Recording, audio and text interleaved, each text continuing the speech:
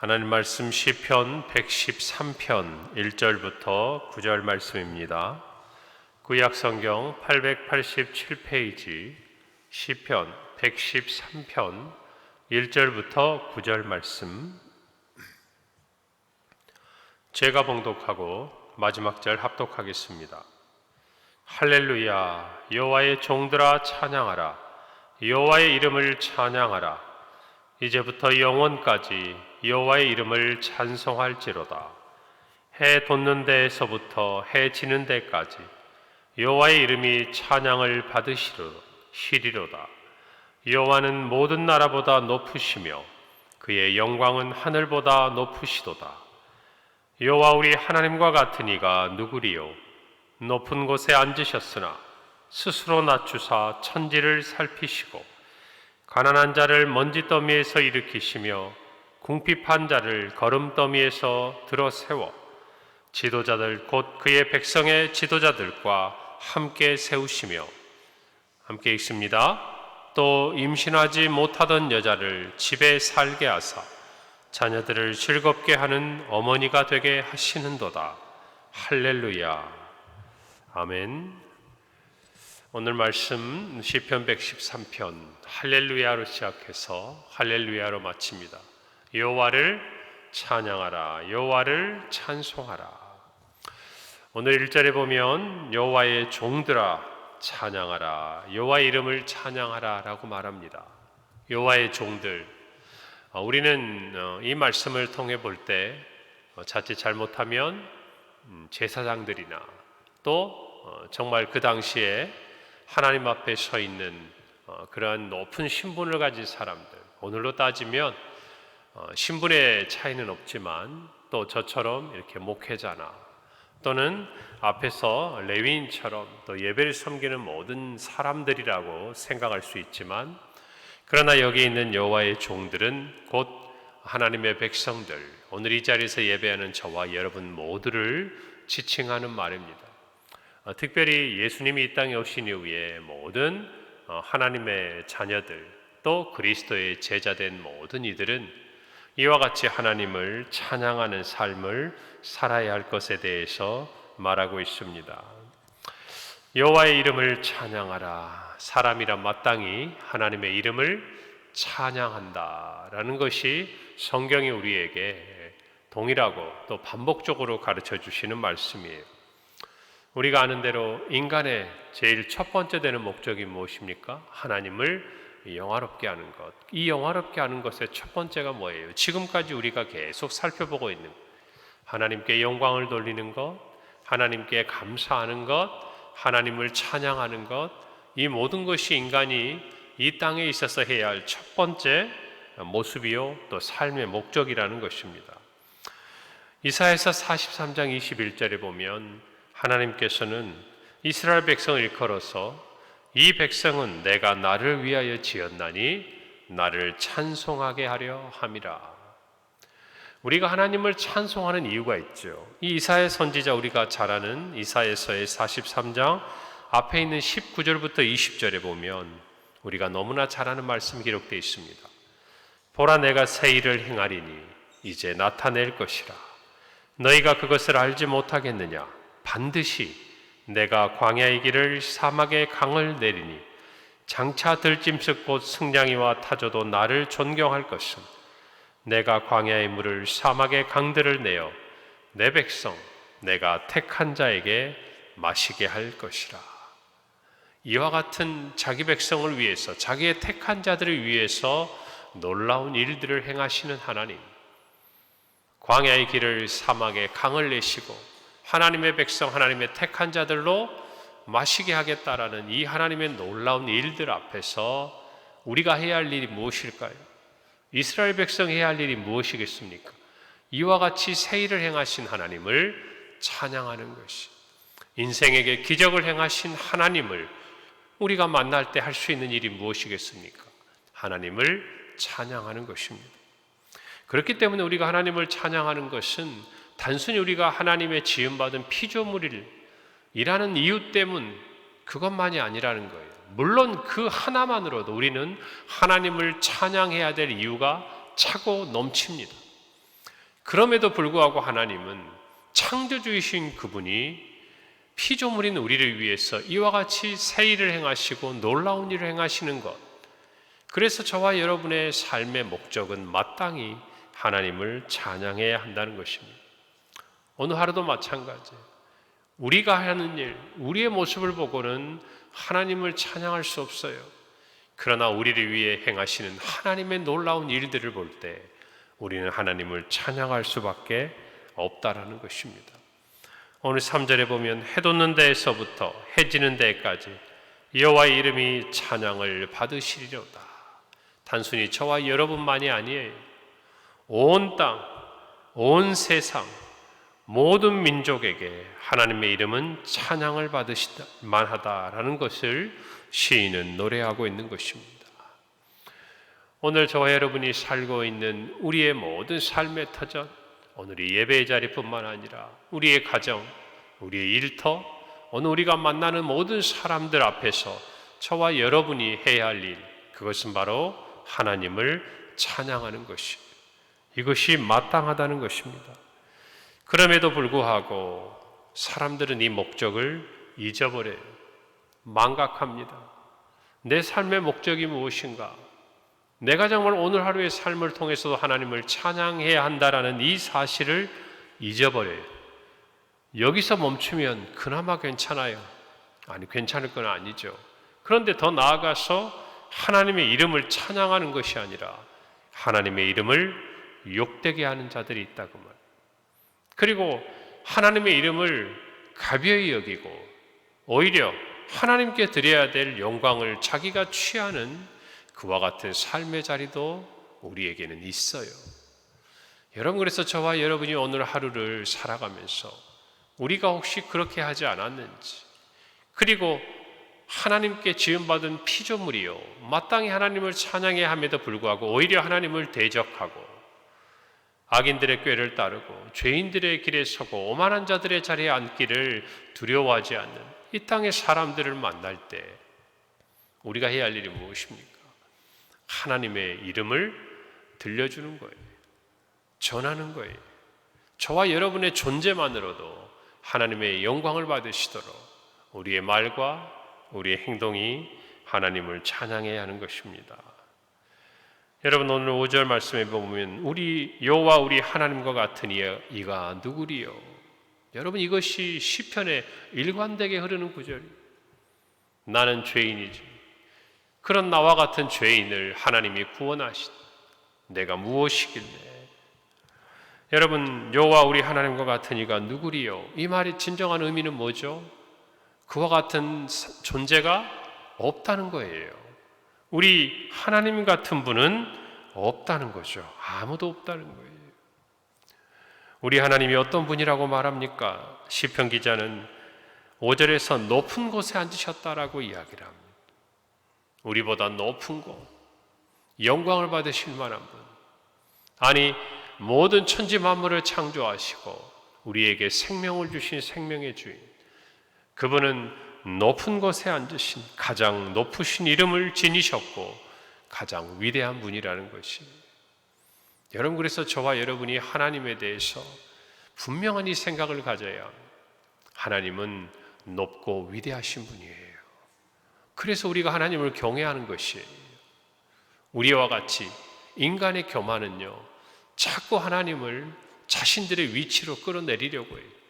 그리고 자기는 끊임없이 바벨탑을 쌓듯이 하나님의 자리까지 올라가려고 그 불가능한 일들을 시도합니다. 여러분, 그것이 하나님 앞에 얼마나 우리의 죄악인지를 깨달아야 돼요.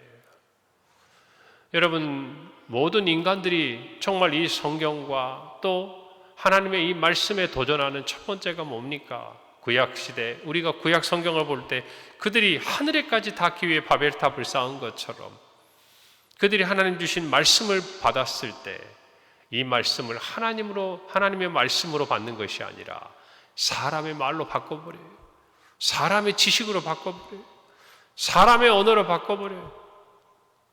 그래서 하나님이 하나님 되시지 못하도록 그렇게 우리의 원수 마귀는 끊임없이 오늘 또 하나님의 이름을 높임을 받는 것이 아니라 그 이름이 정말 욕되게 하도록 죄악의 가운데 있는 사람들을 통해서 끊임없이 오늘도 우리의 귀에, 우리의 정말 마음에 그 소리를 들려주고 있는 거예요. 사랑하는 여러분, 하나님의 높고 위대하심을 찬양하십시다. 할렐루야. 우리 찬송가도 있잖아요. 주 하나님 지으신 모든 세계.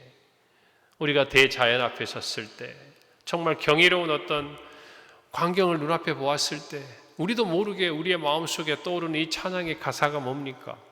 주님의 높고 위대하심을 내 영혼이 찬양하네. 주님의 높고 위대하심을 내 영혼이 찬양하네. 여러분, 하나님이 어떤 분인가를 우리는 잊지 말아야 돼요. 할렐루야. 하나님 같은 분은 없어요. 그와 같은 창조주 하나님, 그리고 생명의 주인 되신 분은 없다는 것입니다. 여러분, 시편 8편 3절에서 4절에 보면 주의 손가락으로 만드신 주의 하늘과 주께서 베풀어 두신 달과 별들을 내가 보오니 사람이 무엇이기에 주께서 그를 생각하시며 인자가 무엇이기에 주께서 그를 돌보시나이까.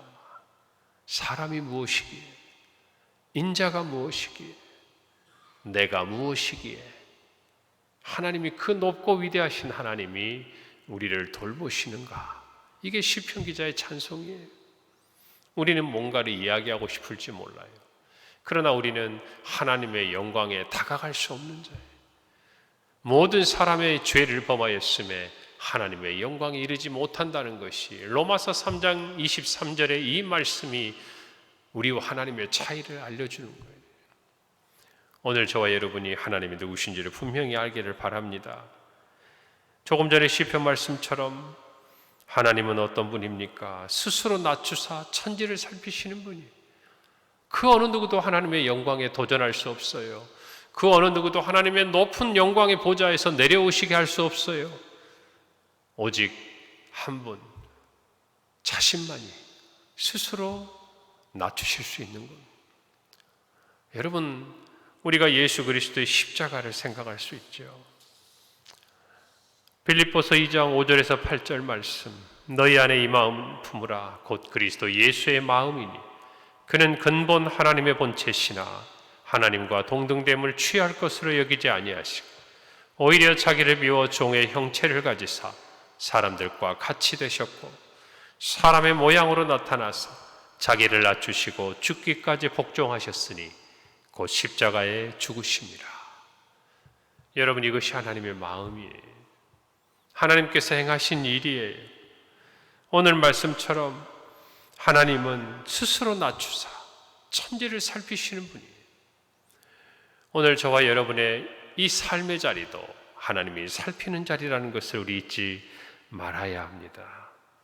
죄 가운데 스스로 하나님과의 언약을 깨트리고 허물과 죄로 죽은 우리를 살리신 하나님, 그 하나님이 우리를 구원하시기 위해 독생자를 보내시고, 아니 하나님과 근본 본체이신 그분이 이 땅에 내려오셔서 우리와 같이 죽기까지 복종하신 이 모든 일들이 하나님이 누구신가를 알려주는 거예요.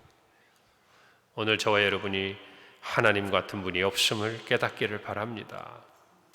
그리고 가난한 자와 궁핍한 자, 그리고 이 땅에서 약한 자들을 도우시는 하나님인 것을 우리는 알아야 돼요.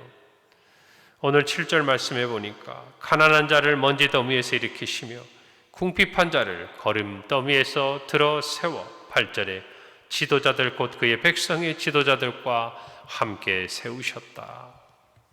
가난하고 또 궁핍한 자, 그들을 정말 그 낮고 천한 잿더미와 같은 그런 거름더미 위에서 하나님이 올려 세우셨다라는 것입니다. 그리고 백성의 지도자로 삼으셨어요. 여러분, 하나님만이 모든 땅의 왕이 되시고 만유의 주제가 되신다는 것을 우리는 분명히 알아야 됩니다. 특별히 이 땅 가운데서 정말 가난하고 상처 입고 소외된 사람들을 하나님은 버려두지 않으세요. 상한 갈대도 꺾지 않으신다, 그 말입니다. 저와 여러분의 삶에 정말 가장 힘들고 어렵고 사람들은 비록 조롱하고 멸시할지 몰라도 하나님은 절대 그렇게 하지 않으신다는 거예요. 우리의 기도를 외면하지 않으신다는 거예요.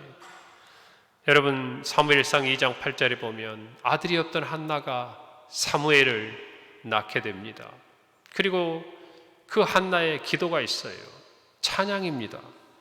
2장 8절에 보면 가난한 자를 진토에서 일으키시며 빈궁한 자를 거름더미에서 올리사 귀족들과 함께 앉게 하시며 영광의 자리를 차지하게 하시는도다.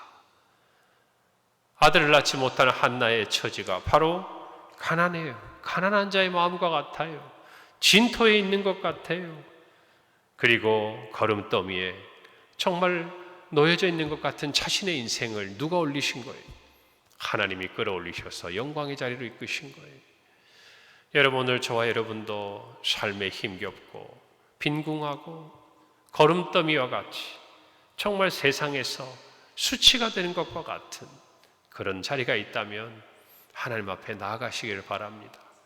그 하나님은 그와 같은 자기 백성을 일으키시고 영광의 자리에 앉게 하시는 분인 줄 믿으시기를 바랍니다. 오늘 9절에 보면 같은 이야기죠. 또 임신하지 못하던 여자를 집에 살게 하사 자녀들을 즐겁게 하는 어머니가 되게 하시는도다. 정말 이스라엘 사회에 있어서 아이를 낳지 못한다는 것은 여인에게 있어서 큰 수치와 같이 느꼈어요. 그리고 심지어는 하나님의 저주까지 생각했습니다. 왜냐하면 그 생명의 주인이 하나님이시라고 믿었기 때문이에요. 그런 여인들이 어머니가 되게 하시고 한 집에 살게 하시고 함께 웃게 하시고, 하나님은 그런 하나님입니다. 그 말이에요. 그러므로 오늘 여러분의 아픔이 있습니까? 수치가 있습니까? 상처가 있습니까? 가난함이 있습니까? 부끄러움이 있습니까? 그 모든 것을 하나님이 아세요. 그리고 그곳에서 일으키시는 분이 우리 하나님이신 줄 믿습니다. 그 하나님 앞에 나아가세요. 우리 여호와, 우리 주와 같은 이가 어디 있으랴? 그 하나님 앞에 여러분들 오늘 이 새벽에도 나아가 풍성하신 은혜를 누리며 하나님의 이름을 평생에 찬양하는 하나님의 자녀들이 되시기를 바랍니다. 기도하겠습니다. 하나님 아버지, 감사합니다. 우리가 무엇이길래, 우리가 무엇이기에 사랑하시고 그리고 우리를 위해 높고 높은 하늘 보좌를 버리고 이 땅에 오사 영원한 구원과 생명을 허락하여 주시니 감사합니다. 아버지 하나님, 우리 주와 같은 분은 없습니다. 우리 주와 같은 분은 없습니다. 이 고백이 오늘 하루 우리의 찬양의 제목이 되게 하여 주옵소서. 우리의 마음에, 우리의 삶에 가난하고 빈궁하고 상처 입고 부끄럽고 정말 세상의 조롱 가운데 있는 것 같은 약한 그 자리에서 우리 하나님과 같은 분이 없음을 알고 정말 그곳에서 일으켜 영광의 자리를 차지하도록 이끌어 가시는 하나님의 그 자비하심과 그 능력이 많으심을 믿으며 오늘 하루도 하나님을 찬송하는 우리 복된 성도들의 삶이 되게 하옵소서. 예수님의 이름으로 기도합니다. 아멘.